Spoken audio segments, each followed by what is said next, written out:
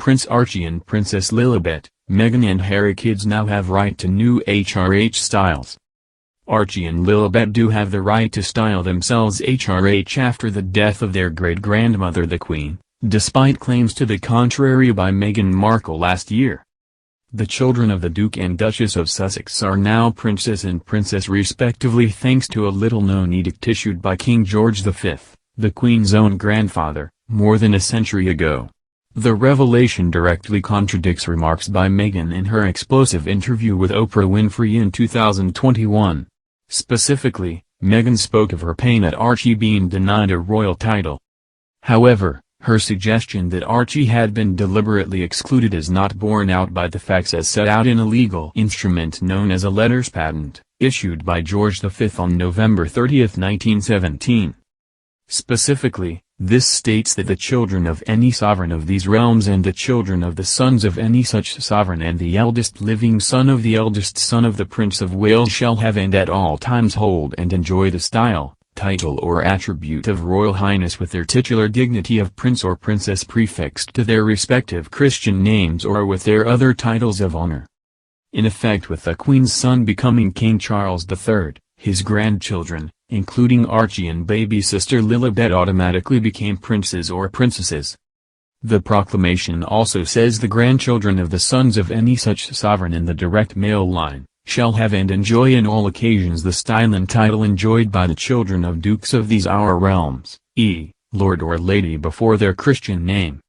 Furthermore, save as aforesaid, the style, title or attribute of Royal Highness, Highness or Serene Highness and the titular dignity of Prince or Princess shall not henceforth be assumed or borne by any descendant of any sovereign of these realms. Speaking to the talk show host in an interview screened by CBS on March 7, 2021, and on ITV in the UK the following day, Meghan denied any attachment to what she called the grandeur of royal titles. However, she said her concern was related to the idea of our son not being safe, and also the idea of the first member of color in this family not being titled in the same way that other grandchildren would be. The only way Meghan and Harry's children could be prevented from having royal titles would be if King Charles III was to amend the letters patent to stop them from doing so. Meghan and Harry stopped using their own HRH styles after stepping back as frontline royals and moving to the United States at the start of 2020. When Archie was born, he could have been afforded the honorary title of Earl of Dumbarton or Lord Archie Mountbatten-Windsor. Instead, the royal couple opted for plain Master Archie Mountbatten-Windsor. Harry himself has spoken in the past of the burden of having a royal title, claiming his time in the British Army, during which he was known simply as Harry, was the best escape I've ever had. Also during the Oprah interview, aired when the Queen's husband, the Duke of Edinburgh, was unwell in hospital, Harry spoke of his respect for his grandmother. Meghan said the Queen has always been wonderful to me and said she would phone her just to check in. She said the Queen gave her some beautiful pearl earrings and a matching necklace on their first engagement together and shared a blanket with her in a car. However, Harry later appeared to suggest, in a mental health podcast, that his father, the Prince of Wales, and the Queen and the Duke of Edinburgh had failed as parents, while the family was still mourning Philip's death. He explained, "If I've experienced some form of pain or suffering because of the pain or suffering that perhaps my father or my parents had suffered, I'm going to make sure that I break that cycle so that I don't pass it on, basically. It's a lot of genetic pain and suffering that gets passed on anyway." Express.co.uk has contacted the Sussexes for comment via ArchUL.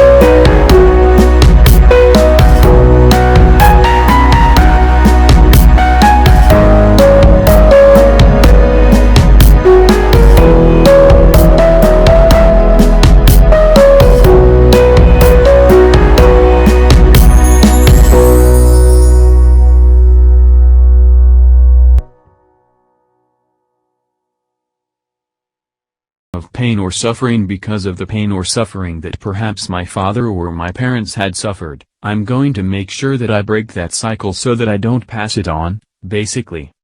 It's a lot of genetic pain and suffering that gets passed on anyway. Express.co.uk has contacted the Sussexes for comment via Archul.